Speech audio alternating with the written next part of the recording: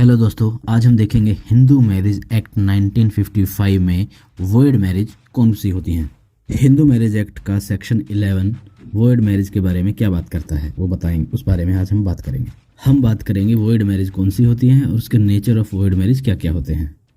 चलिए section any marriage solemnised after the commitment of the act shall be null and void and may on the petition presented by either party thereto against the other party be so declared by a decree of nullity if it is contravenes and any one of the conditions specified in the clauses 1, 4 और 5 section 5 के जो है।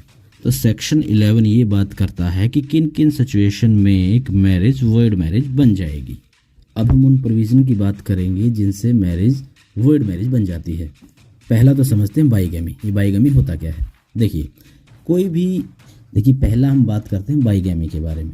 इसमें क्या होता है कि अगर किसी व्यक्ति की ऑलरेडी मैरिज है, शादी है, शादी के बाद भी वो चाहती है जो भी कि दोबारा कहीं और एक जगह पे शादी कर ली जाए, तो उस समय उसकी मैरिज है वो वॉइड मैरिज बन जाएगी। उसकी जो पनिशमेंट दी गई है वो सेक्शन 17 में दी गई है। हिंदू मैरिज एक्ट के सेक्शन 17 आईपीसी की 494 और 495 में। इसे थोड़ा और अच्छे से समझ लेते हैं। ए, बी और सी है, मान लेते हैं ए और बी की शादी हो रखी है और ए और बी की शादी हो रखी है और ए कहता है कि यार मैं तो सी से शादी करूँगा, तो ऐसी सिचुएशन में बाईगैमी बन जाता है और उसकी जो शादी है वो वॉइड हो जाती है, जो सेक्शन 11 में बताई गई है हिंदू मैरिज एक्ट के। अगला पॉइंट समझ लेते हैं, प्रोबेटिव डिग्री ऑफ रिलेशनशिप। मान लेते हैं ए और बी हैं, ए अंकल है और बी उनकी नीस है, और मतलब ए हस्बैंड है, वाइफ है। अगर इस टाइम पे उनकी जो शादी है वो वॉइड हो जाएगी क्योंकि ये प्रोहिबिटेड बाय लॉ हैं। क्योंकि हिंदू मैरिज एक्ट में ये रिलेशन प्रोहिबिटेड है, तो ये मैरिज इनकी वॉइड मैरिज कहलाएगी। और इसकी जो पनिशमेंट है वो 18B में दी गई है। 1 महीने तक की इम्प्रिजमेंट है, 1000 तक का फाइन है।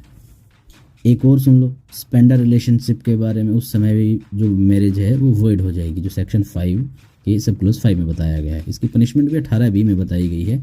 इसमें क्या होता है, जैसे ए और बी हैं, वो दोनों कोई आपस में या तो ब्लड रिलेशन में है या कुछ उनका ऐसा रिलेशन है जो स्पेंडर रिलेशन है, तो उस समय हिंदू मैरिज एक्ट के तहत ये टर्म भी वॉइड हो जाएगी।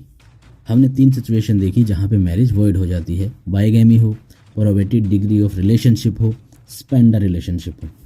अब हम समझेंगे इसके नेचर क्या क्या हैं। एक तो समझ लो, अगर वॉइड मैरिज है तो उसका कोई लीगल इफेक्ट और कॉन्सिक्वेंसेस नहीं पड़ता है। वॉइड मैरिज से उनका स्टेटस भी चेंज नहीं होता, हस्बैंड और वाइफ वाला जो है, क्योंकि वॉइड मैरिज का लॉ में कोई उसका स्टेटस नहीं दिया गया है। यानी कि हस्बैंड और वाइफ की जो उपाधि है वो नहीं मिलती है, क्योंकि कानून की नज़र में शादी वॉइड है, तो उसके अंदर न उनका कोई राइट और ऑब्लिगेशन अराइज नहीं होता, कोई ड्यूटीज़ अराइज नहीं होती।